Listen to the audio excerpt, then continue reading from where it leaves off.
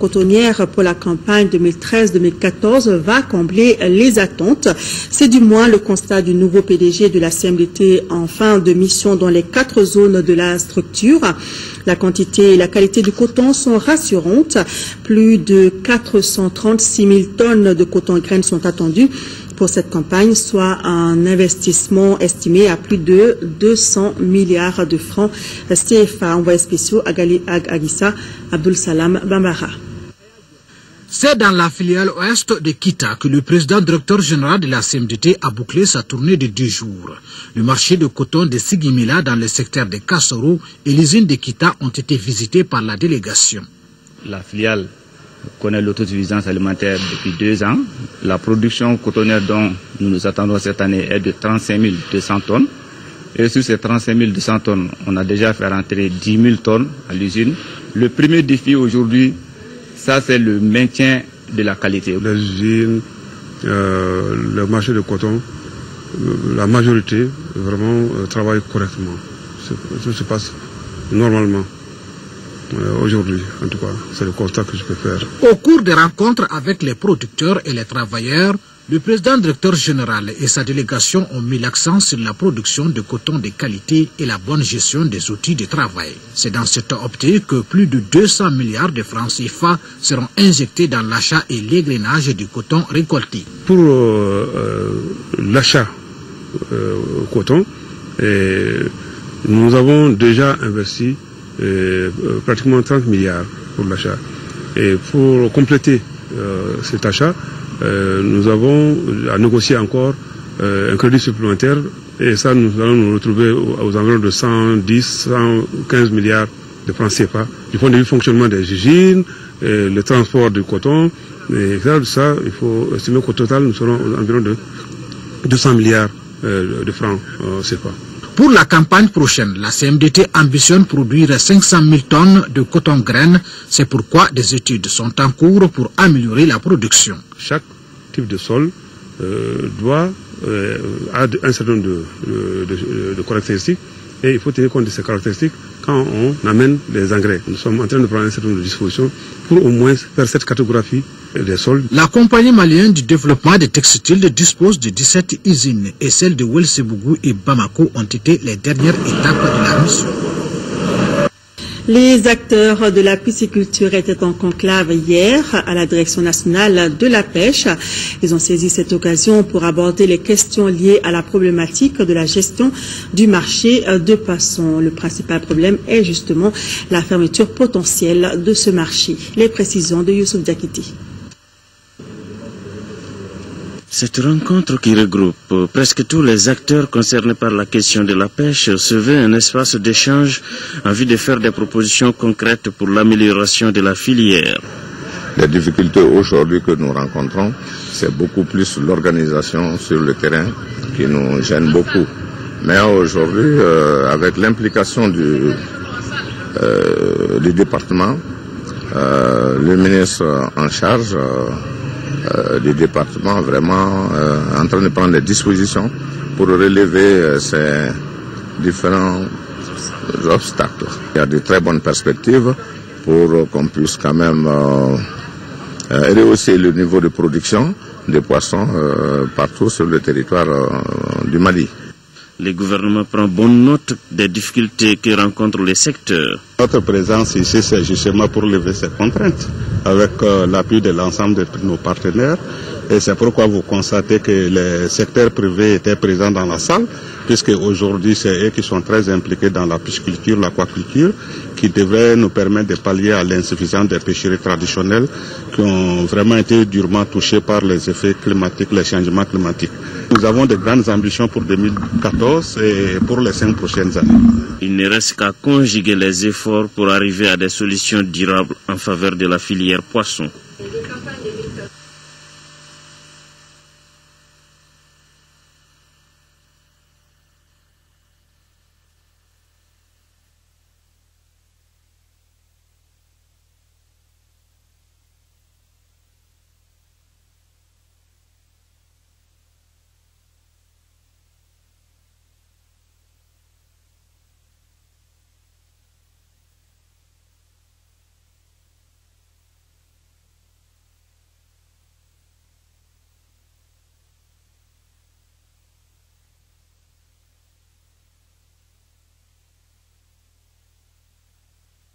reçu leur prix au cours d'une cérémonie organisée à la Maison de la Presse et suivie par Batraori. Lancé il y a 6 mois, ce concours, selon les organisateurs, est une contribution en faveur de la paix. Il s'agit de consolider la paix au Mali après la crise que le pays vient de traverser. Notre pays étant confronté à des questions de violence, nous nous sommes dit que les journalistes peuvent apporter leur concours à la paix naissante au Mali après presque une année d'occupation. 13 candidats de la presse écrite et radiophonique ont postulé avec à l'arrivée 3 lauréats. Ainsi, en radio, le premier prix revient à Chaka Traoré de Radio Kaira avec son reportage « Crise récurrente au Mali, identifier les causes pour une solution durable ». En presse écrite, Mahaman Sissé du journal Le Printemps se classe premier avec son article intitulé « L'école de la paix de Tombouctou pour réconcilier nomades et sédentaires ». Le deuxième prix est enlevé par Abdoulaye Kone du journal Le Procès avec son article « La paix selon les Maliens ». Chaka Traoré et Mahaman Sissé gagnent chacun un ordinateur portable. Abdoulaye Kone bénéficie d'un dictaphone. L'initiative de votre association est celle spécifique d'un concours des meilleurs articles de presse écrite et radiophonique sur la paix au Mali, relève de votre grandeur d'esprit et de la noblesse de votre profession qu'est le journalisme. Vous démontrez ainsi à suffisance que les médias doivent jouer pleinement leur rôle de tribune d'alerte précoce sur les fléaux porteurs de haine, de violation des droits de l'homme, un rôle que vous avez rempli aux prémices du basculement de notre nation. À l'issue de ce concours, les membres du jury ont formulé certaines recommandations pour les prochaines éditions. Il s'agit notamment de la pérennisation du concours et de son extension aux organes des autres régions du pays. Voilà, bravo aux lauréats. Culture, l'artiste Tikenja Fakoli organise ce soir un grand concert au stade Omnisport de Bamako et demain à Sikasso. Des concerts dédiés à la paix et à la réconciliation au Mali, une façon pour lui de rendre hommage à son pays d'adoption. Nous l'écoutons au micro de Ibrahima Traoré. Ce qui m'a motivé à organiser un concert gratuit pour le Mali, c'est simplement l'acte historique que le Mali vient de poser. Vous savez que chaque fois qu'il y a des élections en Afrique, on s'entend toujours à des morts. Les journalistes viennent du monde entier, voilà, il y a les caméras partout et puis on communique. Il y a eu telle mort, il y a eu telle violence. Et ce qu'on a vu au Mali, c'est qu'il y a une campagne très apaisée, une élection totalement apaisée où les gens aussi étaient conscients de l'enjeu. On souhaite que les autres pays africains prennent exemple sur le Mali. Le message des 2 concerts du Mali, ça va être des messages de paix, de réconciliation. Et souhaiter que le Mali prenne un nouveau départ. Puis on va aussi parler de l'exode rural. L'exode rural qui nuit aujourd'hui à la santé du développement du continent africain. Quand on parle de crise alimentaire, c'est parce que les jeunes ne sont plus dans les villages pour cultiver. Je voudrais dire à tous ceux qui vont se déplacer, venir à ce concert, de tout faire pour que ce concert se passe bien comme les élections se sont passées bien.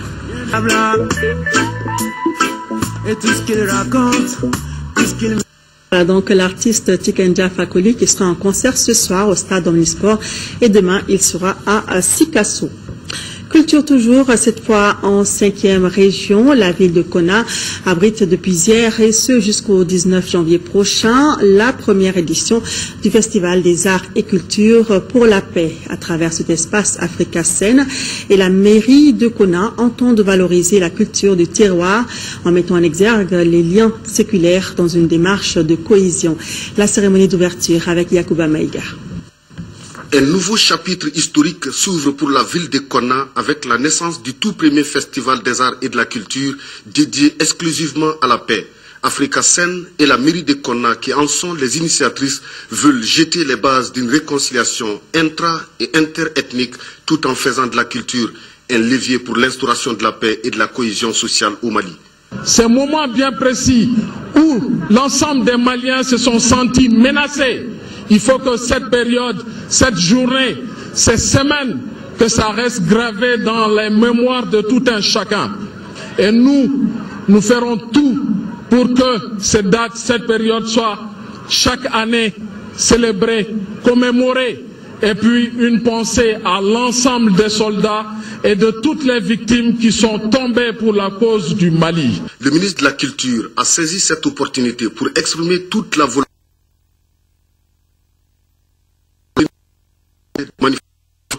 à construire et renforcer culturel et artistique, socle de nos mœurs et traditions, gage du développement harmonieux de nos populations. La protection et la promotion de la diversité des expressions culturelles constituent un double défi. Préserver la capacité créatrice des différentes cultures et consolider les liens entre individus et groupes venant d'horizons divers. Les civilisations et les cultures offrent des opportunités de dialogue qu'il importe de capitaliser. De même, nous voudrions exhorter tous les acteurs culturels à jouer pleinement leur partition dans la sensibilisation, la promotion de la paix et la lutte contre la destruction du patrimoine culturel malien. 3 jours durant, les festivaliers venus de toutes les contrées du Mali vont célébrer la renaissance d'un Mali un et indivisible à travers des prestations artistiques, folkloriques et sportives, des conférences, débats, des expositions d'objets d'art et la course de pirogue. Voilà, le festival de Konna, c'est jusqu'au 19 janvier prochain. Bamako également rend hommage à Konna, la ville qui a été le terrain de combat contre le terrorisme. La galerie Médina et ses partenaires ont donc rendu hommage aux soldats maliens et français qui se sont battus pour reconquérir la ville. Ils ont organisé une exposition inédite dénommée Konna Blues qui a ouvert ses portes hier après-midi à la médiathèque de Médina Koura. L'expo est une restitution artistique d'un fragment de bataille de Konna après la fuite des terroristes l'année dernière. Notre reporter Modi Bossoiré a assisté au vernissage de l'exposition. De prime abord, cette exposition se veut un espace de recueillement artistique pour commémorer le premier anniversaire des frappes françaises sur la ville de Konna pour stopper net la progression des djihadistes vers le sud du Mali. L'exposition Konna Blues est le résultat d'une semaine de séjour en mars 2013 d'artistes photographes, de chercheurs et autres médiateurs culturels sur le site de la bataille après la libération de cette localité de notre pays. Nous qui avons eu la chance d'aller sur le terrain, il nous a paru pertinent ces trésors de guerre repris sur des champs de bataille de guerre, de les restituer au peuple malien et d'ensemble de communier cette douleur de la ville martyre Konna. À travers cette exposition, la bravoure, la détermination et le génie des soldats maliens appuyés par l'opération Serval est salué. Ici, des fragments de bataille et autres objets abandonnés sont restitués après la débâcle des djihadistes. On y trouve des douilles, des balles, des cartouchières, des tenues militaires, des morceaux de caisse. En somme, des ruines de la bataille de Konna sont visibles à travers cette expo. Aussi la photo de ces héros anonymes, gardiens du temple, qui a eu la témérité de remplacer à 3 reprises le drapeau des occupants par celui du Mali. Cette exposition des recueillements nous a ramené dans un blues extraordinaire. Nous qui n'avons pas vécu en live Konna, ce soir, nous avons vu les émotions de Konna. C'est comme si on y était, et c'est une exposition très forte. Il se trouve que c'est un 17 janvier de l'année dernière que Konna est revenu dans la main du Mali. Je trouve que c'est une excellente idée qu'on fait un témoignage, qu'est-ce qui s'est passé, on n'oublie pas, on réfléchit. Ça va aussi peut-être aider le Mali à avancer. Aujourd'hui, Konna est libre et cette mélodie mélancolique du violon peut en dire long. Konna Blues, fragment d'une bataille, une exposition à visiter jusqu'en fin février 2014. C'est à la médiathèque de Médina Koura en face de l'Essika. Merci Modi Bossoiré. Perspective 2014 de la nouvelle compagnie aérienne Air Côte d'Ivoire. Pour en parler, les responsables étaient face aux journalistes des pays desservis par la compagnie. Pour l'atteinte de ses objectifs, Air Côte d'Ivoire entend augmenter son capital qui va donc passer de 25 milliards de francs CFA à 65 milliards de francs CFA. Reportage de Aoué Touré. Un an d'activité, l'occasion était tout trouvée pour s'arrêter sur ce qui a été fait. Et en termes de bilan de premier exercice, Air Côte d'Ivoire a affiché un résultat négatif même si le montant n'a pas été publié. Une situation normale qui sera vite corrigée, a dit le général Abdoulaye Koulibaly, président du conseil d'administration. D'un capital de départ de 2,5 milliards de francs CFA porté aujourd'hui à 25 milliards, l'État de Côte d'Ivoire reste majoritaire à hauteur de 65%, Air France 20% et 15% pour le privé. Cet outil d'intégration voulu par le président Alassane Ouattara entend aussi relever le défi d'un développement économique et social. En termes de perspectives pour 2014, Air Côte d'Ivoire ouvrira de grands chantiers comme l'acquisition de nouveaux avions, la desserte de nouvelles destinations en plus des 19 actuelles. Et une récapitalisation est aussi envisagée. Et pour réussir toutes ces missions, les responsables d'Air Côte d'Ivoire au cours de cette conférence de presse bilan ont affiché leur optimisme, leur détermination à rester une entreprise pérenne, viable et sécure. Football CHAN 2014, la deuxième journée du groupe D s'est soldée par la victoire du Burundi face à la Mauritanie 3-2. Le Gabon s'est également imposé 1-0 devant la République démocratique du Congo. Le résumé des matchs avec Khalifa Namatraoré. En panne de réussite lors de sa première sortie contre le Burundi, le Gabon a bien profité d'un derby régional pour se relancer dans ce championnat d'Afrique des nations de football. 2 petites minutes ont suffi aux Panthères pour prendre le dessus sur les Léopards. Le défenseur Erwin Nguema de la tête marque l'unique but du match suite à un corner. Les deux formations ont pourtant produit du jeu, surtout en deuxième période, mais l'efficacité n'était pas au rendez-vous. Grâce à cette précieuse victoire, le Gabon se hisse à la tête du groupe D avant d'affronter la Mauritanie mercredi prochain. Tout comme les Panthères du Gabon, les Mourabitounes de la Mauritanie prennent le bon bout et l'entame de la confrontation des outsiders du groupe D. Elichek Samba El Voulami est même désormais dans l'histoire du football mauritanien comme le premier buteur de son pays dans une phase finale de compétition continentale. Un but inscrit dès la 50e seconde auquel les Itamba, c'est-à-dire les Hirondelles du Burundi, répondent grâce à une tête de fiston Abdoul. La pression burundaise s'est fait alors sentir. Brahim Suleiman sauve la Mauritanie en arrêtant un penalty. Le mano à mano se poursuit dans une partie plaisante. Christophe Douagouria parvient tout de même à doubler la mise à la 61e minute. Mohamed Taguioula Dena établit la parité 8 minutes plus tard.